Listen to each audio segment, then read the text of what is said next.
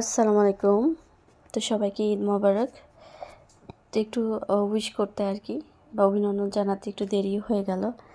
এখানে দেখতে পাচ্ছেন অনেক রকমের মিষ্টান্ন খাবার। এগুলো কিন্তু সবগুলি আমার শাশুড়ি বানিয়েছেন।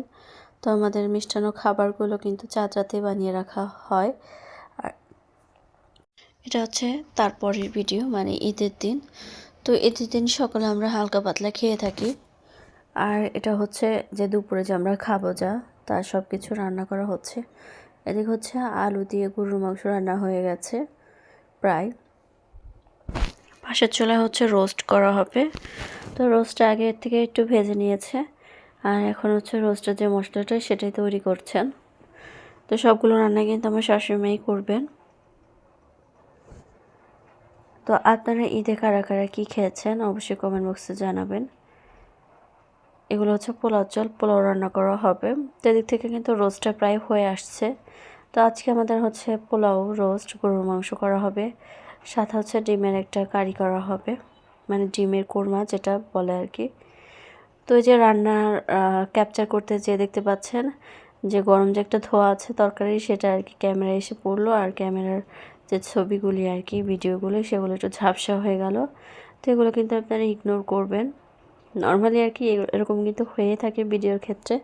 তো এদিক থেকে হচ্ছে পোলাও খুব সুন্দর করে দেখতে পাচ্ছেন পোলাও রান্না করার জন্য চালগুলো ভেজে নিচ্ছেন।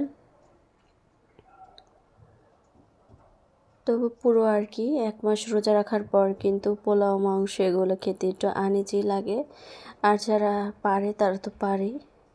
তো আমি হচ্ছে ছোট থেকে আর কি বিয়ে হওয়ার আগ পর্যন্ত আর কি মায়ের হাতে খিচুড়ি খেয়ে আর কি বড় হয়েছি। আমাদের আর কি এই যে ঈদুল ফিতর এবং ঈদুল আজহা, তো এই 2 দিনেই কিন্তু খিচুড়ি রান্না করা হতো বাসায়। এখনও রান্না করা হয়, যেহেতু আমি এখন বিয়ের পরে শ্বশুরবাড়িতে ঈদ করা হয়। তো শ্বশুরবাড়ির সবাই কিন্তু পোলাও মাংসই খেয়ে থাকে ঈদের দিনে। তো এদিক থেকে দেখতে দেখতে কিন্তু রান্নাগুলো হয়ে গেছে। এখানে আমি আপনাদের পোলাও দেখাচ্ছি। এই যে যে ধোঁয়াটা উঠে রান্না করার পর গরম গরম খাবারের, সেটা আর কি ক্যামেরায় এসে পড়লে ক্যামেরাটাই নষ্ট হয়ে যায়, মানে ছবিটাই নষ্ট হয়ে যায় ভিডিও করা। তো এই যে দেখতে পাচ্ছেন গরম গরম কিন্তু লাল লাল ঝোলের একটা আলু দিয়ে গরুর মাংস রান্নার তরকারি,